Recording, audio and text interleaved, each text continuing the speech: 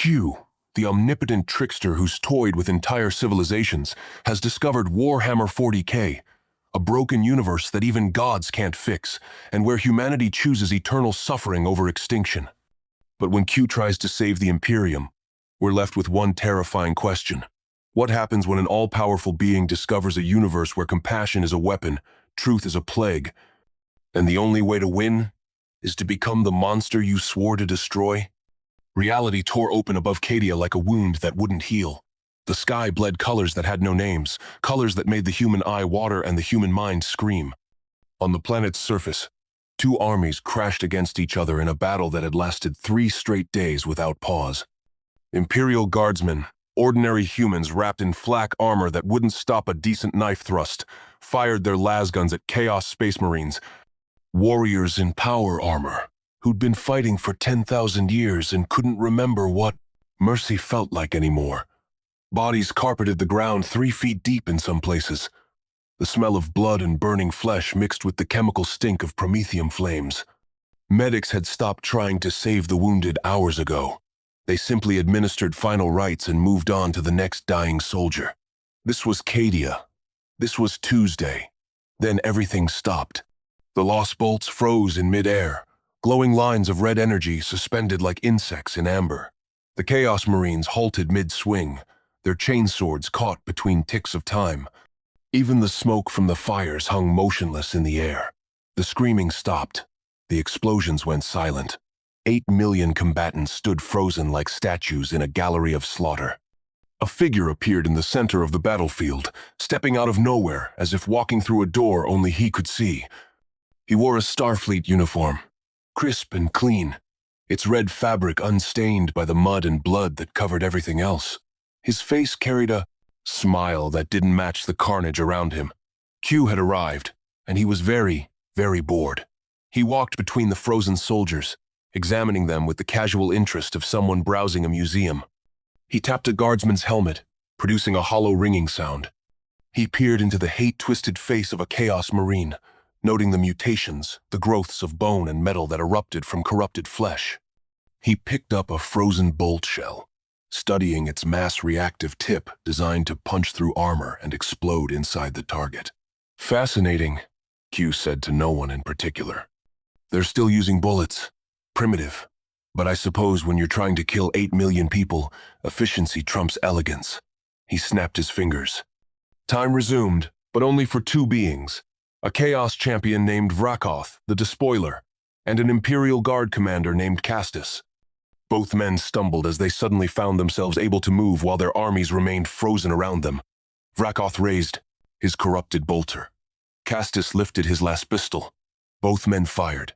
Both weapons clicked empty. Q said, wagging his finger. No shooting. We're going to try something radical. Something this universe clearly forgot how to do. He gestured, and 2 chairs appeared. Ornate things that looked stolen from some emperor's palace. Sit, talk, find common ground. I will not parley with a traitor.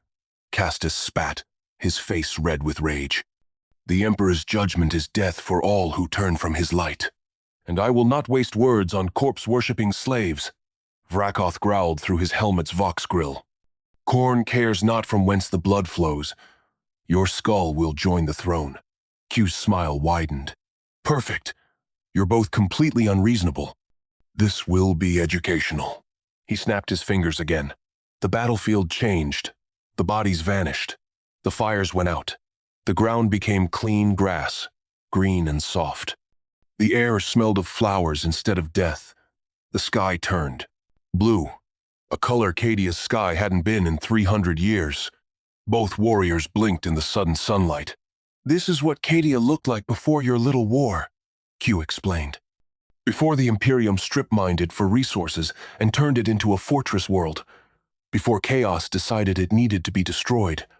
Just grass and sky, and the potential for something better than mutual annihilation. Castus stared at the green field with something like pain in his eyes. He'd been born in the underground hive cities. He'd never seen grass, except in propaganda posters. For a moment, just a moment, his rigid expression softened. Then he killed it, crushed it down with iron discipline. This is a lie. A trick. The Xenos or the heretic or something worse trying to break my faith. He turned to Q, his last pistol still in his hand, though it remained empty. I am a soldier of the God Emperor. I need no paradise. I need only duty. Q's smile faded slightly. You'd rather have the corpses and the fire? I would rather have purpose, Castus said. The Emperor protects. The Emperor provides. What more could any man want? How about not dying at 35 from chemical lung because your planet's atmosphere is 60% industrial waste? Q suggested, but he saw it in the commander's eyes. The man genuinely didn't care. Dying at 35 in service to the Emperor was success. Living to 80 in comfort would be failure. Q turned to Vrakoth. And you? What do you want?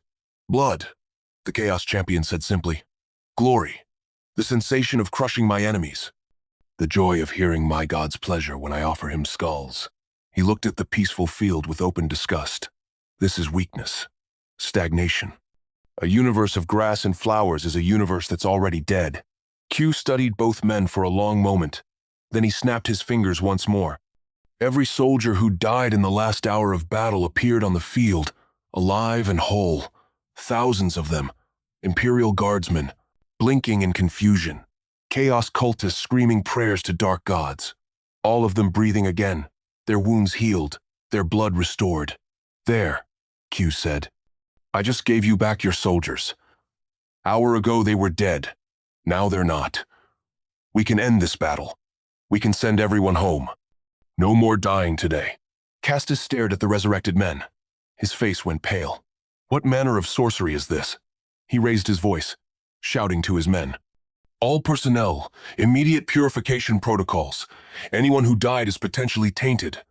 Commissars, execute any man who cannot recite the litany of protection from memory. The commissars, political officers, embedded in every guard unit, began moving through the confused soldiers. Bolt pistols barked. Men who'd been dead minutes ago died again, this time by their own side's hands. Some tried to run. The commissars shot them in the back. Q watched in genuine shock as a third of his resurrection was undone by the people he'd tried to save. You're killing them. I just brought them back, and you're killing them. They were dead, Castus said flatly, as if explaining something to a child.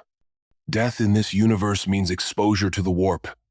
Exposure means possible corruption. We cannot risk it. Better 1,000 loyal men die than one corrupted man survive to spread his taint. Vrakoth laughed, a sound like grinding metal. At least the corpse worshippers understand necessity. Your mercy was weakness, stranger. Weakness invites corruption. They're proving it right now. Q felt something he hadn't experienced in millennia. Genuine confusion. He'd resurrected the dead. He'd given them a miracle. And the response was immediate execution. Not from their enemies, from their friends. This is insane, Q said quietly. This is the Imperium, Castus replied. We do what must be done. Q's confusion hardened into something else. Curiosity. The dangerous kind. I need to speak with whoever's in charge of this mess. He vanished. He reappeared in the throne room on Terra. The massive chamber stretched for miles in every direction, its ceiling lost in shadows far above. At its center sat the Golden Throne, a vast machine of gold and crystal and technology that predated human history. Upon the throne sat what remained of the Emperor of mankind.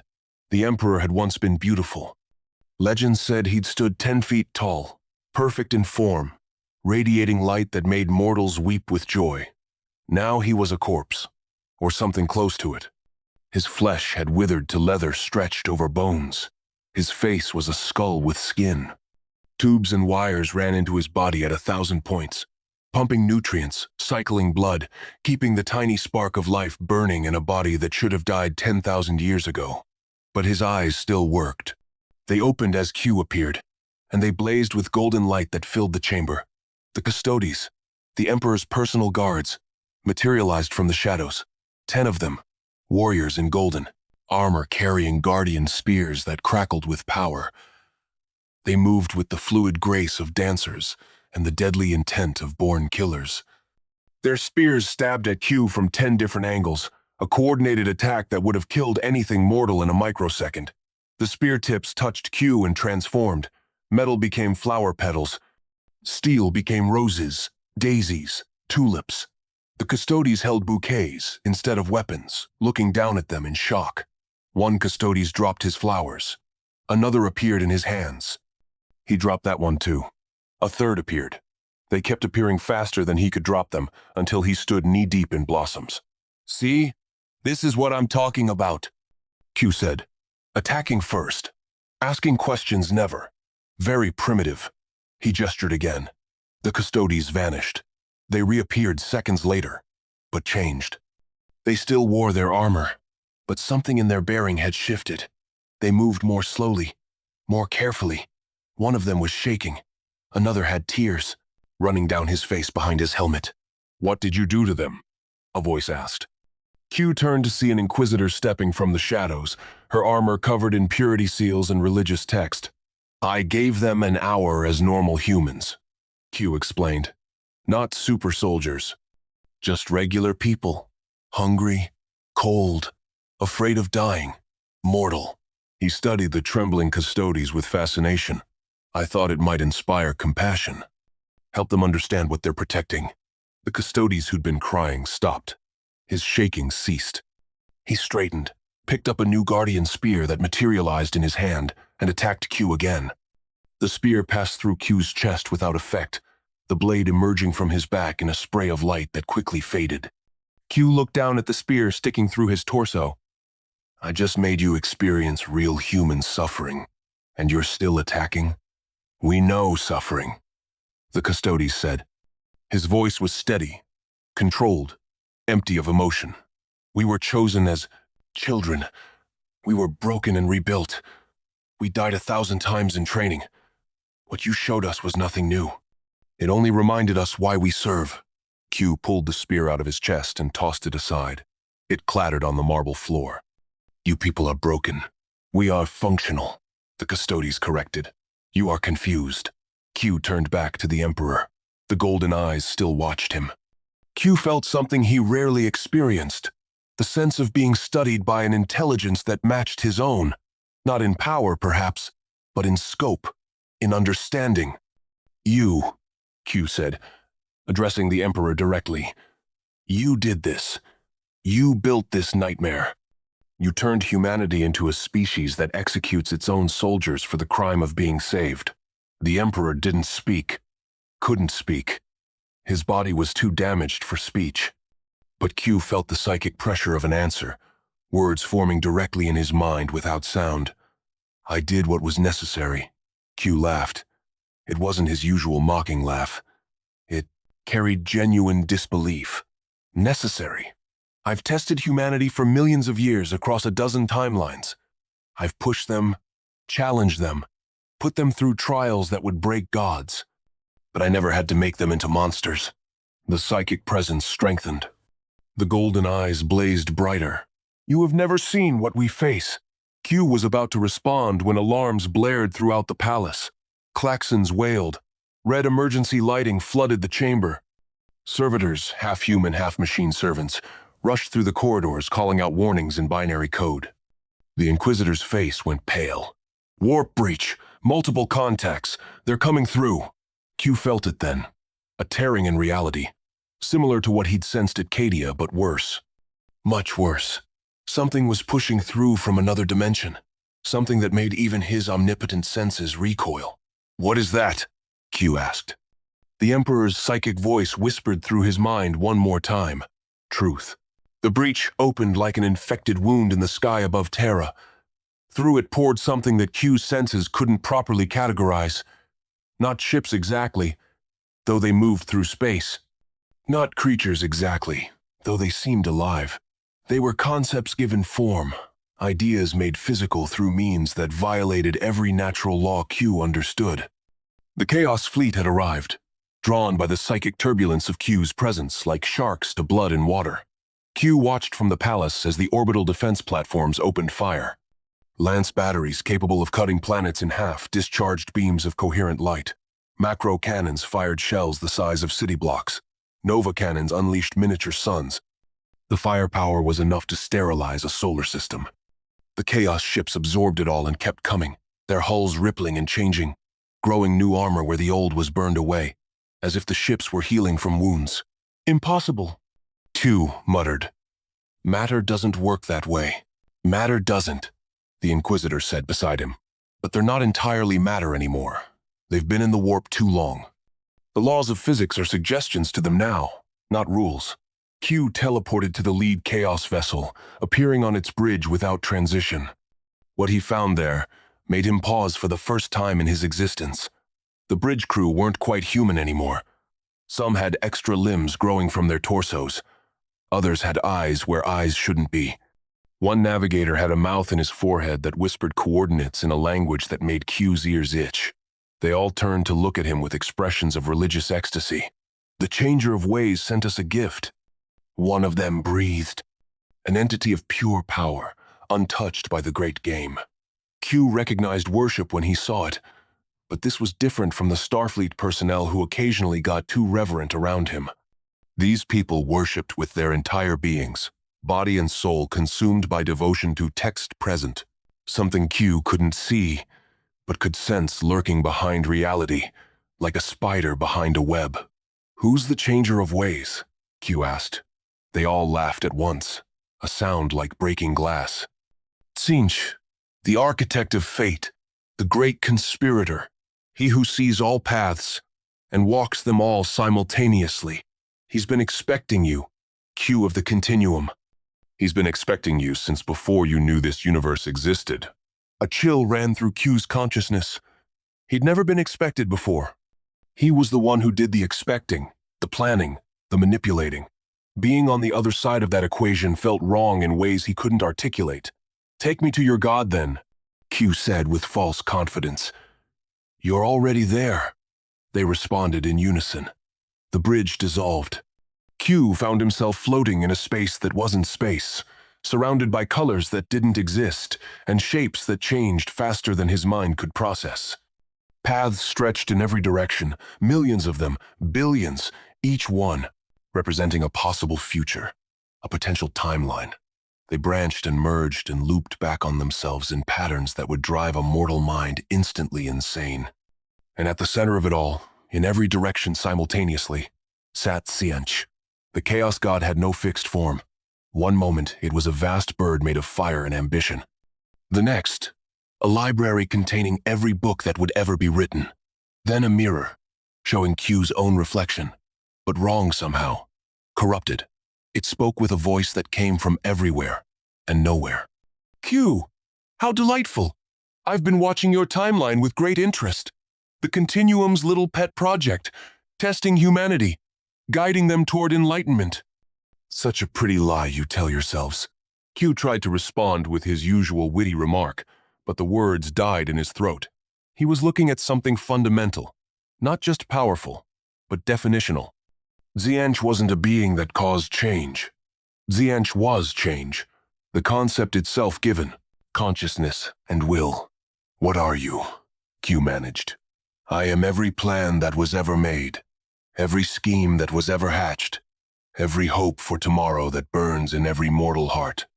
I am the future, Q, all possible futures. And in this universe, I am real in ways your Continuum never dared to be. Tzeentch showed Q visions. The Continuum, putting humanity through tests, removing the ones who failed, subtly adjusting circumstances to ensure certain outcomes. The Federation's history was littered with Q interventions. Every time humanity might have failed, might have fallen to their darker natures, the Continuum stepped in, not openly, not obviously, but always there, pruning the timeline like gardeners tending flowers. You're no different from the Emperor, Tzeentch whispered. You manipulate. You control. You sacrifice the few for the many. You just do it with a smile and call it testing instead of ruling.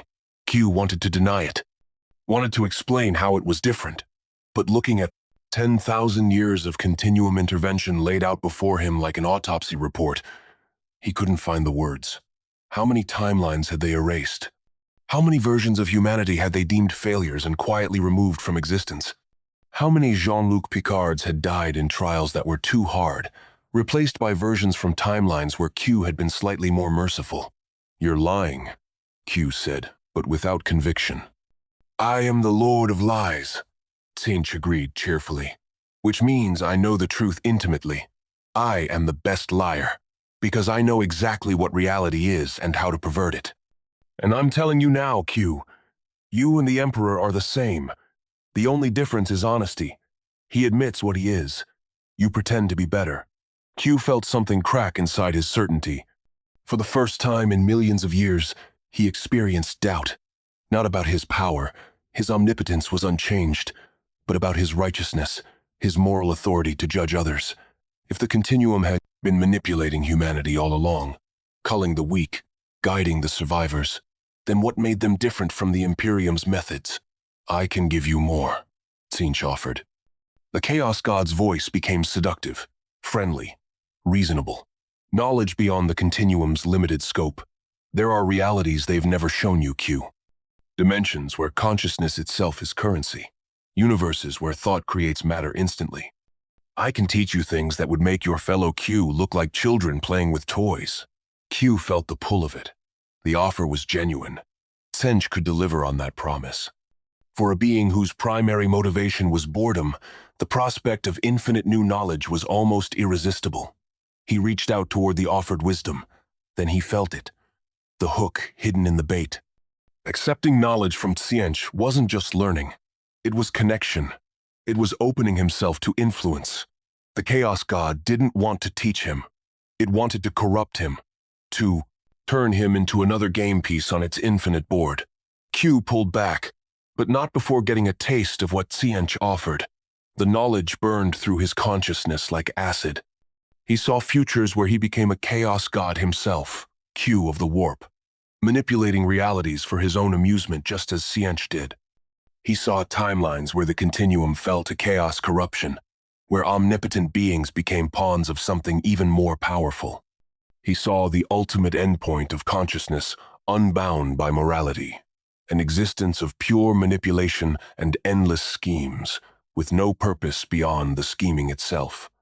It was everything Q had always been, stripped of the pretense of benevolence and carried to its logical extreme. It was his future, if he wasn't careful. And the worst part was that it looked fun. Q teleported away, breaking contact with Tsinch through sheer force of will. He reappeared on Terra, in the throne room, shaking in a way he'd never experienced before. The Emperor's golden eyes studied him without judgment. "Now you understand," the psychic voice whispered in Q's mind. "The Chaos Gods are not beings we fight. They are possibilities we resist. Every emotion, every thought, every hope and fear feeds them. Your doubt just made Tsinch stronger. Your fear strengthened Nurgle. Your anger at my methods empowered Khorne. Simply existing in this universe makes them more real." Q steadied himself. "Then I'll fix it. I'll show you there's another way." He vanished before the Emperor could respond. Q appeared on a hive world called Tertium. 50 billion people lived here, stacked in city towers that reached 30 miles into the toxic atmosphere. Most citizens never saw sunlight. They were born in the factories, worked in the factories, died in the factories, their bodies recycled into corpse starch to feed the next generation. Life expectancy was 32 years. Happiness was not measured because the concept didn't exist in any meaningful way. Q snapped his fingers. Every citizen received a replicator, the same technology the Federation used to eliminate scarcity and want. Food, water, medicine, anything they needed, available at the push of a button. No more hunger, no more poverty, no more children dying of diseases that could be cured with simple antibiotics. For 6 hours, it worked beautifully. People wept with joy. Families ate meals together for the first time in generations. Real food instead of corpse starch. The sick were healed. The hungry were fed. It was paradise. Then the cults started forming. Groups gathered around the replicators, treating them as holy relics. Some claimed the machines were gifts from the Emperor. Others whispered that they came from chaos. Bribes from Slanesh, offering pleasure and excess. Fights broke out over whose interpretation was correct. The fights became riots. The riots became battles. Within 12 hours of Q's gift, 4 billion people were dead, killed by their neighbors over lame theological arguments about where free food came from. Q watched in horror as his paradise turned into an abattoir. He tried to intervene, to explain, to make them understand. But they couldn't hear him over their own screaming. The Arbites, the planet's police force, finally restored order by destroying every replicator and executing anyone who'd used one. The survivors went back to their factories, back to eating corpse starch, grateful that the Arbites had saved them from the heretical temptation. Q stood in the ruins of his good intentions, ash falling around him like snow. The Inquisitor who'd been on Terra appeared beside him, having tracked his movements. "You killed 4 billion people," she said flatly. "You gave them hope, and hope killed them. I gave them freedom from suffering," Q protested. "You gave them a choice they weren't ready for," the Inquisitor corrected. "These people have been conditioned for 10,000 years to accept their lot, to find meaning in this suffering, to trust nothing that comes easy. You dropped paradise on them without preparation, without context, without understanding what it would do to their faith." Q teleported away again, desperate to prove her wrong. He appeared at a Space Marine chapter monastery, home to the Angels Resplendent. These warriors served the Emperor with absolute devotion, their gene seed derived from their Primarch, Sanguinius. They believed themselves noble, righteous, defenders of humanity. Q decided to show them the truth. He gave each Space Marine a vision of their Primarch as he'd truly been before his death. Not the war god of Imperial propaganda, but a man, compassionate, troubled by the violence he was forced to commit, saddened by the necessity of warfare, hoping for a future where his sons could put down their weapons and build instead of destroy.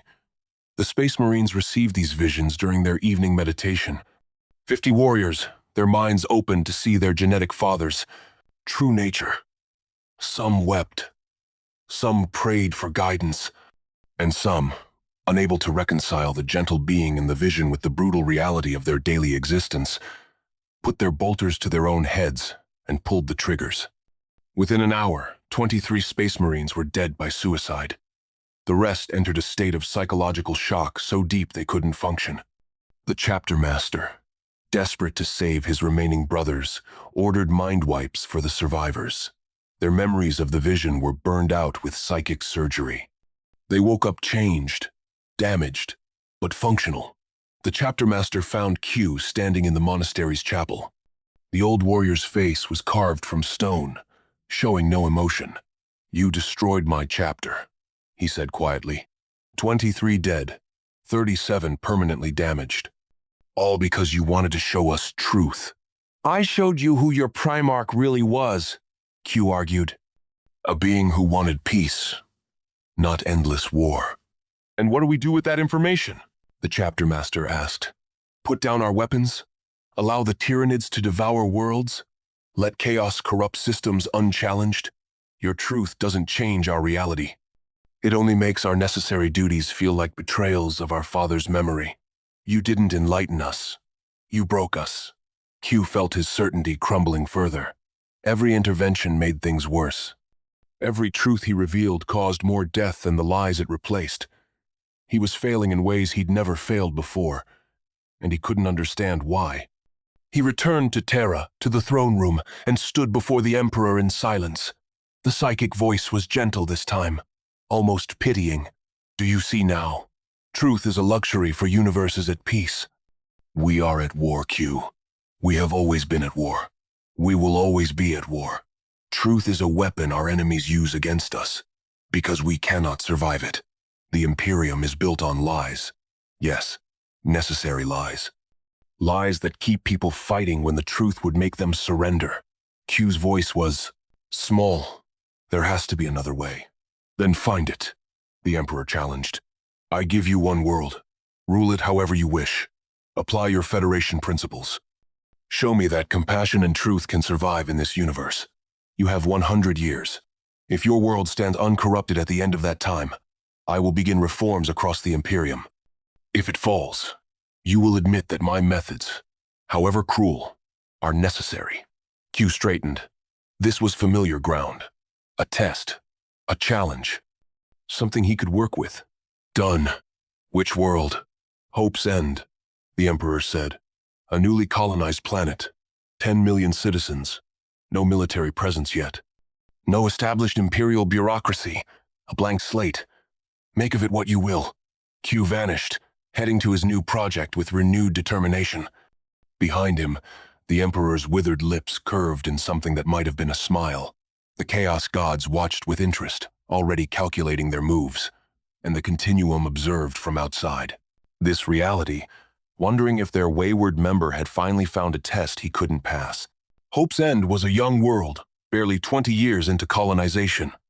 Its 10 million citizens lived in prefabricated hab blocks clustered around 3 main settlements. The planet had forests that still looked natural, oceans that weren't yet polluted black, and a sky you could see stars through at night. Compared to most imperial worlds, it was paradise. Compared to what Q could make it, it was nothing yet. Q arrived in the main settlement square during morning shift change. Workers trudged toward their factory assignments, heads down, faces blank. Children lined up for their daily indoctrination lessons at the Schola Progenium. Preachers stood on corners shouting about duty and sacrifice. It was the Imperium in miniature, not yet fully poisoned but well on its way. He snapped his fingers. Every imperial symbol vanished. The Aquila emblems, the statues of saints, the purity seals, gone. In their place, Q erected monuments to different values: compassion, curiosity, cooperation, individual dignity. He replaced the grim imperial architecture with buildings that actually let in light, structures designed for human comfort rather than defensive efficiency. The replicators came next, but Q learned from his previous failure. This time he didn't just drop the technology and walk away. He appeared in the settlement square, addressing the gathered crowds directly. "People of Hope's End," Q announced, his voice carrying to every ear without amplification. "You've been taught that suffering builds character, that hardship proves faith, that accepting your misery is holy. I'm here to tell you those are lies. You deserve better. You deserve full bellies, healthy bodies. Time to think about something other than survival. I'm offering you freedom from want. All I ask is that you think for yourselves." He demonstrated the replicators, showing how they could produce food, medicine, tools, anything the citizens might need. Some people watched with wonder, others with suspicion. An elderly priest pushed through the crowd, his face red with anger. "This is heresy," the priest shouted. "The Emperor provides for those who earn his blessing through toil and sacrifice. These machines offer something for nothing. They are corruption made manifest." Q expected this. He turned to the priest calmly. "The Emperor, if he truly cares for humanity, would want his people fed and healthy. These machines harm no one. They simply remove unnecessary suffering." "Suffering is never unnecessary," the priest countered. "It purifies the soul. It proves devotion. Without struggle, humans become weak, vulnerable to the whispers of chaos." The crowd murmured, torn between the promise of easier lives and their ingrained religious conditioning. Q saw his opening. He'd show them what their precious emperor really thought about them. Q appeared simultaneously across Hope's End, in every settlement, every gathering place. His message was simple, but devastating. He projected images directly into the air, holographic recordings pulled from the deepest archives of imperial history, recordings of the emperor's own words from before his internment on the Golden Throne. The citizens watched their god emperor, young and vital, standing before his assembled primarchs. They heard him speak words that contradicted 10,000 years of imperial theology. "I am no god," the emperor's recorded voice said. "I am a man, albeit one of great power. I oppose all religion. Faith without reason is the death of progress. If humanity is to survive, it must do so through science and rational thought, not superstition and worship." The effect was immediate and catastrophic. Priests fell to their knees, weeping. Citizens stared at the images in shocked silence. Some covered their ears, refusing to hear. Others laughed, bitter sounds of people realizing they'd been lied to their entire lives. "You see?" Q said, pressing his advantage. Your entire civilization is built on a lie. The Emperor never wanted to be worshipped. The Imperium betrayed his vision. I'm offering you a chance to return to what he actually intended. A humanity guided by reason, not faith. Over the next weeks, Q systematically dismantled every Imperial institution on Hope's End. He released the Mechanicus's hoarded technology, teaching citizens how machines actually worked rather than treating them as sacred mysteries. He opened the Administratum archives, showing people how much of their resources went to supporting distant wars they'd never benefit from. He exposed the Inquisition's methods, the torture and execution of innocents in the name of ideological purity. Each revelation caused ripples of change. Citizens began questioning their orders. Factory workers refused to meet impossible quotas. Teachers stopped teaching imperial catechisms and started teaching actual history. For the first time in 10,000 years, a world was trying to think for itself. Q watched it unfold with satisfaction. This was working. People were choosing reason over superstition, compassion over cruelty, individual dignity over collective submission. In just 3 months, Hope's End had transformed from a typical imperial world into something resembling a Federation colony. Crime dropped as scarcity vanished. Education improved as critical thinking replaced rote memorization. People smiled more, laughed more, lived more, instead of just surviving. But Q noticed troubling signs. Some citizens became obsessed with the replicators, spending all day creating increasingly elaborate meals, more beautiful clothes, grander homes. They stopped working entirely, lost in the pursuit of sensory pleasure. Others became paranoid, convinced their neighbors were secretly still loyal to the old imperial ways, forming witch hunt committees to root out hidden believers. A third group grew depressed, finding life meaningless without the structure and purpose their old faith had provided. Q addressed each problem as it arose. He limited replicator access to prevent excess. He disbanded the witch hunt committees and preached tolerance. He organized community projects to give people purpose. But for every problem he solved, 2 more appeared. The society was fracturing in ways he couldn't quite predict or control. 6 months into the experiment, the first cult appeared. They called themselves the Seekers of Truth, and they worshipped Q himself. Despite his protests, despite his insistence that he was no god, they built temples to him. They claimed the replicators were sacraments of his divine generosity. They said his revelations about the Emperor's original intentions proved Q was the true savior of humanity. Q tried to shut them down, but they simply went underground. When he destroyed their temples, they met in secret. When he appeared to denounce them, they interpreted his anger as divine testing of their faith. He was creating exactly the kind of religious devotion he'd been trying to eliminate. Then the Mechanicus, contingent on Hope's End, made their move.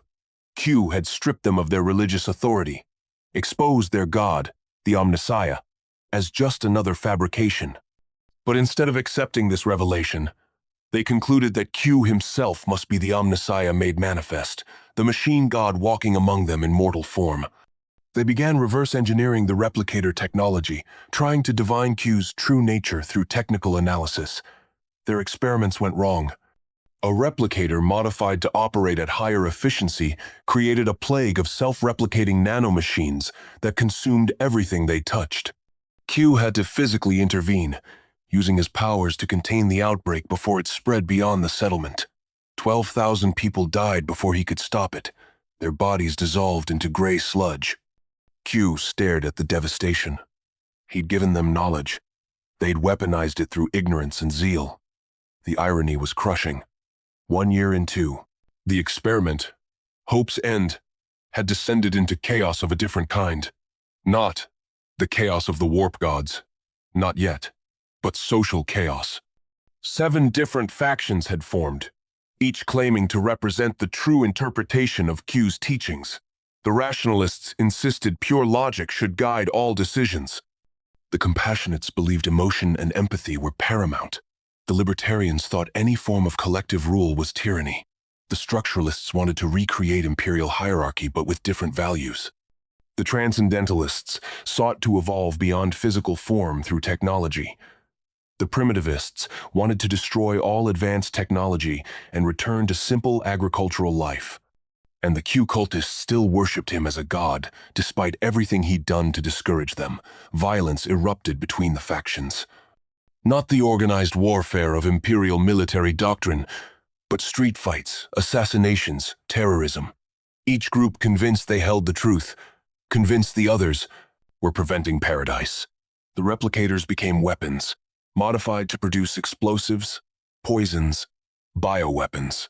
Q's gift of abundance had given them the tools to kill each other more efficiently. Q tried everything. He held public forums where faction leaders could debate peacefully. They turned into shouting matches that ended in bloodshed. He attempted to mediate, to find common ground. Each side accused him of favoring the others. He threatened to remove the replicators if they couldn't use them responsibly. They called it tyranny, proof that he was no better than the Emperor. 2 years in, Q made his most desperate move. He would show them the truth about the Imperial system, reveal exactly how much suffering it had prevented by crushing this kind of chaos before it could start. He took the faction leaders, all 7 of them, and transported them to Cadia. He showed them the front lines where the Imperium held back the forces of chaos through pure, bloody-minded determination. He let them see what happened to worlds that fell to disorder and infighting. Entire populations corrupted, transformed into horrors that spread like infection to neighboring systems. One faction leader, a woman named Sarah who led the Compassionates, broke down crying. "We had no idea," she whispered. "We thought the Imperium's warnings about chaos were propaganda. We thought if we could just talk to them, reason with them, find common ground." "There is no common ground with entropy made conscious," Q said quietly. "That's what I've learned here. The chaos gods aren't beings you negotiate with. They're fundamental forces. And consciousness feeds them whether you intend to or not." They returned to Hope's End chastened, ready to work together, to set aside their differences. It lasted 3 weeks. Then a structuralist assassinated a rationalist over a dispute about resource allocation. The fragile peace shattered. The factions went to war in earnest. 4 years into the experiment, Hope's End had split into 7 separate territories, each controlled by a different faction. They'd stopped trading with each other. Some territories thrived while others starved, but pride prevented them from accepting help. The Q cultists had become the most powerful faction by promising certainty in an uncertain world, offering absolute answers to people desperate for meaning. Q watched his utopia crumble and didn't understand why. He'd given them everything: freedom from want, freedom from oppression, truth instead of lies, choice instead of submission. Why couldn't they handle it? Why did liberation always turn into chaos? The answer came from an unexpected source. The Emperor's psychic presence manifested on Hope's End, a golden ghost visible only to Q. "You're watching my failure," Q said bitterly. "Gloating." "Observing," the Emperor's presence corrected. "You made the same mistake I did 40,000 years ago." Q turned sharply. "What mistake?" "You assumed rational beings would behave rationally if given the chance. You thought removing external oppression would reveal humanity's better nature. But people don't want absolute freedom, Q. They want purpose, structure, something to believe in that's larger than themselves. You gave them liberation and they built new cages because cages feel safer than infinite possibility." "So you're saying tyranny is the answer?" Q challenged. "I'm saying humanity requires guidance. The question is whether that guidance serves their growth or merely their survival. The Imperium chose survival. Your Federation chose growth, but only because the continuum secretly ensured threats remained manageable. Neither approach is pure. Both involve manipulation. The only difference is honesty about what you're doing." Q wanted to argue but couldn't. He was watching his own principles devour themselves in real time. 5 years into the experiment, the warp started responding to Hope's End. Q felt it first as a pressure against his consciousness, similar to what he'd experienced when meeting Tsinj. The planet's emotional turmoil was creating ripples in the Imperium. The citizens' hopes fed Tsinj. Their violence fed Khorne. Their excess fed Slaanesh. Their despair fed Nurgle. Without the Imperium's harsh restrictions channeling emotions into narrow, controllable forms, the population's psychic presence was bleeding into the warp unchecked. Q tried to contain it, using his powers to shield the planet from warp influence. But his intervention only made things worse. The citizens began experiencing vivid dreams, visions sent by the chaos gods. Promises of power, offers of pleasure, gifts of knowledge, release from suffering. Each god approached humans differently, finding their specific vulnerabilities.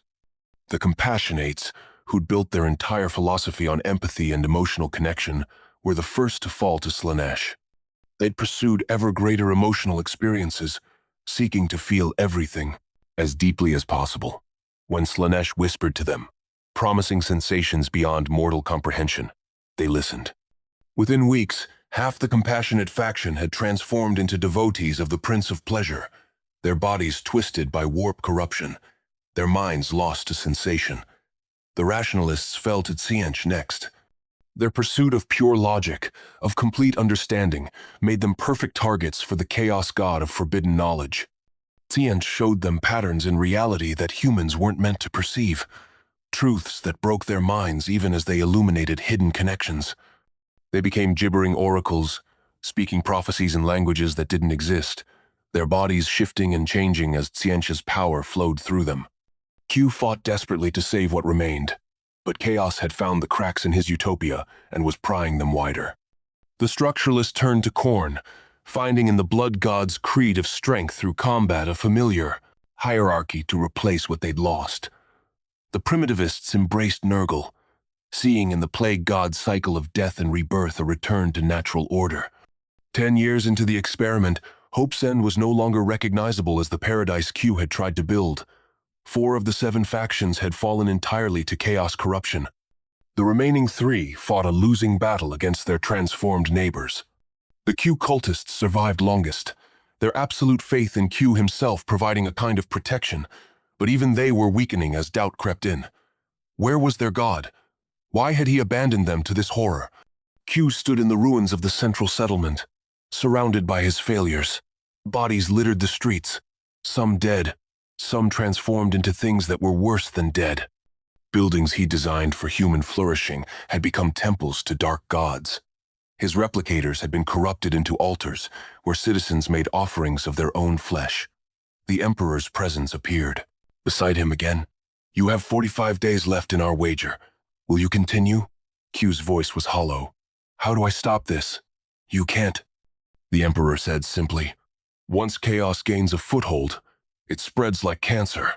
You can cut it out, but the surgery kills the patient. That's what I've been doing for 10,000 years.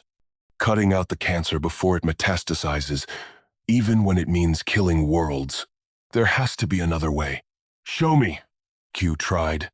He tried everything he could imagine. He purged the chaos corruption with his powers, burning it from the citizens' bodies and souls. But the moment he stopped focusing on them, it crept back in.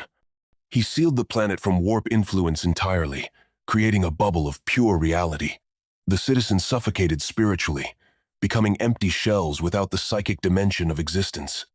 He attempted to evacuate the uncorrupted citizens to another world, but they carried the infection with them, spreading chaos to their new home.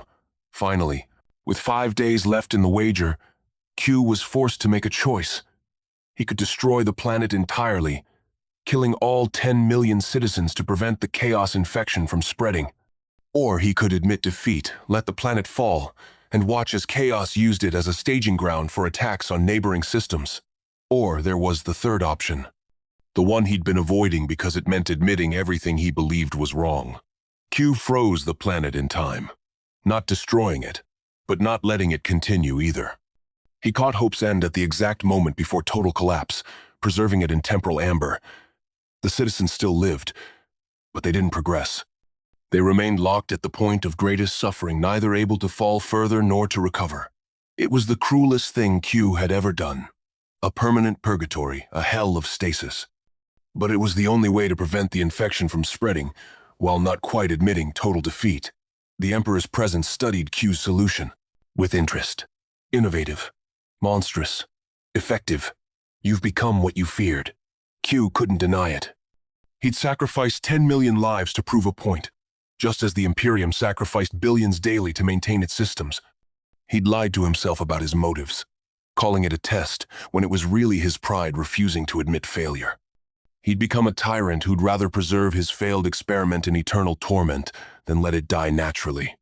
"I understand now," Q said quietly. "You're not evil. You're just tired." The Emperor's golden eyes blazed. "Then you've learned nothing. Evil isn't what breaks us. It's what we become when we refuse to break." Q returned to Terra for the final confrontation. Carrying the weight of his failure and the knowledge that everything he'd believed about himself was a comfortable lie, Q stood in the throne room once more. But this time he didn't arrive with flash or fanfare. He simply appeared, quiet and diminished, before the golden throne. The Custodes watched him with their weapons ready but didn't attack. Even they could sense something had changed in the omnipotent being who'd turned their spears to flowers weeks ago. He looked smaller now, though his physical form hadn't altered. It was something in his bearing, a weight that bent him forward like gravity had suddenly remembered he existed. The Emperor's golden eyes opened, blazing with that terrible awareness. The psychic pressure filled the chamber, but this time Q didn't resist it. He let it wash over him. Let the Emperor's consciousness examine every moment of his failure on Hope's End. There was no point in hiding. The Emperor had probably watched it all anyway, observed every mistake, every desperate attempt to salvage the unsalvageable. "I failed," Q said simply. The words tasted like ash in his mouth. "You were right.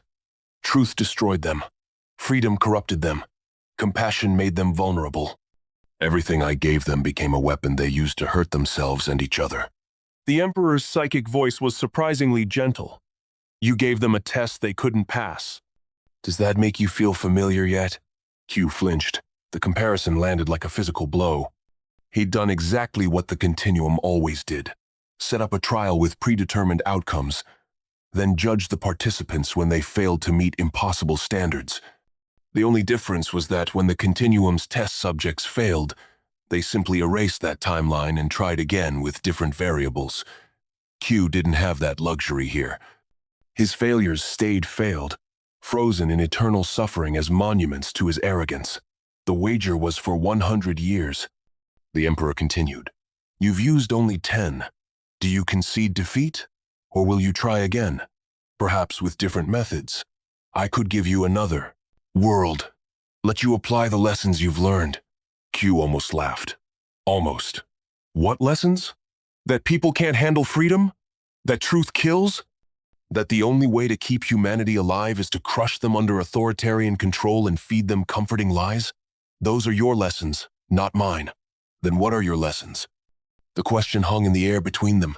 Q thought about Hope's End, about the 7 factions tearing themselves apart, about the chaos corruption spreading through cracks in his perfect utopia. He thought about the citizens he'd killed through kindness, the replicators that became weapons, the truth that shattered faith without offering anything to replace it. "I learned that I don't understand this universe," Q admitted. "The rules are different here. In my reality, in the Federation's timeline, consciousness is cleaner. Thoughts don't literally feed gods. Emotions don't tear holes in reality. People can have philosophical debates without accidentally summoning demons. Your universe is broken at a fundamental level." "Is it?" the Emperor asked. "Or is yours simply protected?" Before Q could ask what that meant, the throne room dissolved. Q found himself floating in a void between dimensions, looking down at multiple realities spread out like a cosmic web. He saw his home universe, the one containing the Federation, and he saw the Warhammer 40K universe beside it. But he also saw something he'd never noticed before, something that made his omnipotent consciousness recoil in shock. The Continuum surrounded the Federation's universe like a membrane, like cosmic immune system cells protecting healthy tissue from infection. Every point where chaos might enter was sealed by a Q standing eternal vigil. Every timeline where humanity might fall to warp corruption was pruned before it could fully manifest. The Federation existed in a bubble of enforced sanity, protected by beings of immense power who filtered out anything that might corrupt. Their pet project. "We are the Imperium." The Emperor's voice echoed through the void. "And you are the Custodes. We both serve the same function through different methods. I crush humanity into shapes that can survive exposure to chaos. You prevent chaos from ever reaching your humanity in the first place. My way is honest. Yours is not. Q wanted to deny it, but the evidence spread before him was undeniable. He saw timelines where the Continuum hadn't intervened, where the Federation encountered true warp entities. Those timelines ended in corruption and horror every single time. Starfleet vessels transformed into Chaos warships. The Federation's ideals twisted into Slaneshi excess or Tsiantian manipulation. The Prime Directive became a tool of Nurglite stagnation. Everything Q valued about his universe only existed because the Continuum constantly, secretly, eternally prevented it from being tested against real existential threats. You're saying my entire civilization is a lie, Q whispered. I'm saying your civilization is protected, the Emperor corrected. There's a difference. My people know they're slaves to necessity. Your people think they're free, while we both manipulate them for their own survival. Which is more honest? The void dissolved, returning Q to the throne room. But something had changed in him during that revelation. He looked at the Emperor with new eyes, seeing not a tyrant but a fellow prison guard, someone else sentenced to eternal vigilance against forces that would devour everything given half a chance. Why did you show me this? Q asked. Because I don't want your worship or your condemnation. I want your understanding. You came here judging me, convinced your way was superior. You needed to learn that superior methods are a luxury of protected realities.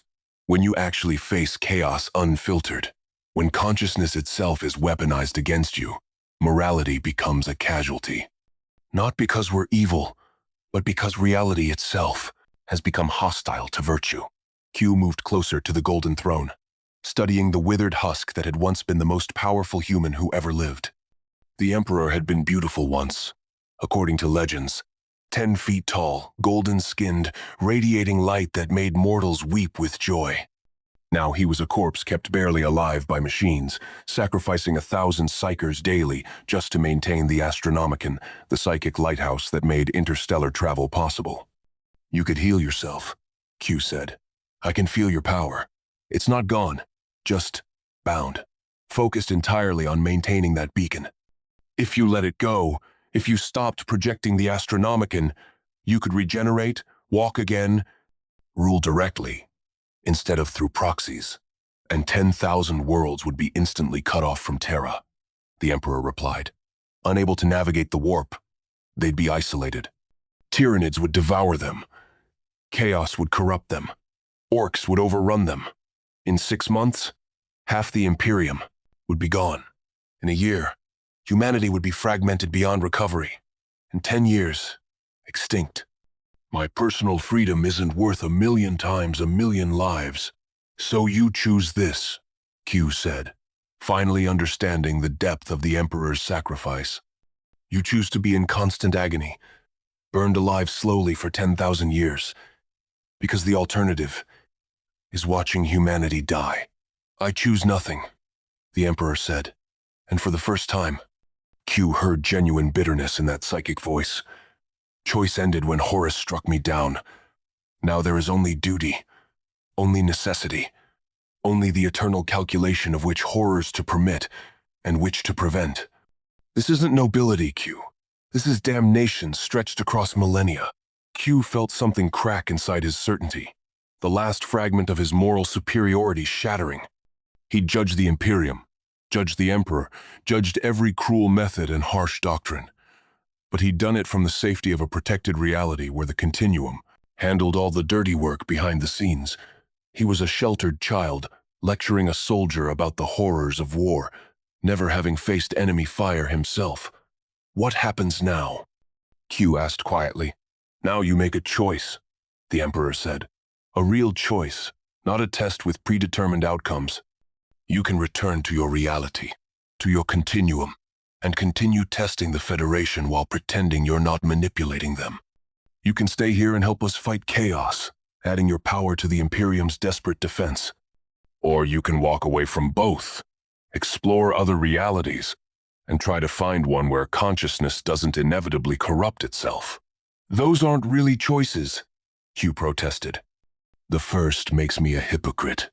The second makes me a servant of tyranny. The third makes me a coward running from hard truths. Yes, the Emperor agreed.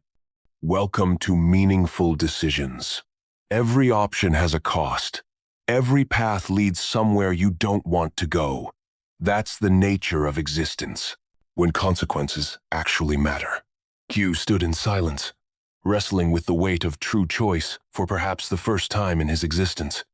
The Continuum's tests always had escape clauses, ways to reset if things went wrong. Picard could always refuse to play. But this choice was binding, permanent, real, in ways that Q's games had never been. He thought about Hope's End, still frozen in temporal stasis. 10 million people locked in the moment before their world collapsed entirely. That was his legacy here, a monument to failed idealism. He could leave it that way, return to his comfortable reality, and pretend this universe didn't exist. Or he could stay and learn to live with the compromise, the necessary evil, the acceptance that sometimes there are no good options, only less terrible ones. I have a counter-proposal, Q said finally. Let me make one more attempt. Not another world, Hope's End itself. Let me try to save what I've frozen. But this time, without idealism, without assumptions. I'll use your methods, the Imperium's doctrines, everything I condemned. If I can't save them even with your tools, then I'll admit your philosophy is the only one that works in this universe. The Emperor's eyes blazed brighter, studying Q with renewed interest. You would become the tyrant you despise? I would become practical instead of righteous, Q corrected. There's a difference. Is there? The Emperor challenged. Righteousness in service of survival looks identical to tyranny from the perspective of the oppressed. You'll tell them comforting lies instead of harsh truths. You'll execute the corrupted before they spread their taint. You'll demand obedience instead of fostering independence. You'll become everything you judged me for. Yes, Q said quietly, and maybe that's the final lesson. That we become what we fight, because fighting requires adopting the enemy's methods. That there's no way to battle tyranny without becoming tyrannical. No way to fight chaos without imposing order through force. Maybe the Emperor I meet at the end of this will be different from the one I'm speaking to now. Corrupted by the necessity of using your methods until I can't remember why I opposed them in the first place. That is almost certainly what will happen, the Emperor agreed. The question is whether you're willing to become a monster if it saves lives.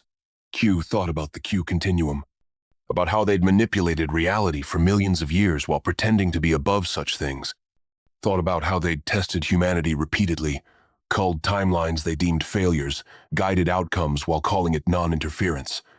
They were monsters too, just monsters who'd convinced themselves otherwise. At least the Imperium was honest about its nature. I'll do it, Q decided, but on one condition. When I succeed or fail, you tell me the truth. Not a diplomatic truth, not a convenient truth. Tell me whether humanity is worth saving at this cost. Tell me if you'd make the same choices again, knowing what 10,000 years of suffering bought you. The Emperor's psychic presence seemed to recede, pulling back from Q's consciousness.